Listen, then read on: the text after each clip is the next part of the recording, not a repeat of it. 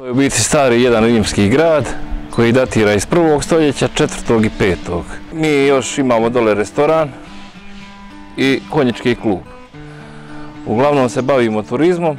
Konjički klub ima 15 konja za jahanje, radimo rekreativno jahanje, školu jahanja, radimo organizirano vožnje fijakerom, radimo ture kroz prirodu od 5-6 sati sve po dogovoru i radimo terapijsko jahanje koje je besplatno u našem klubu.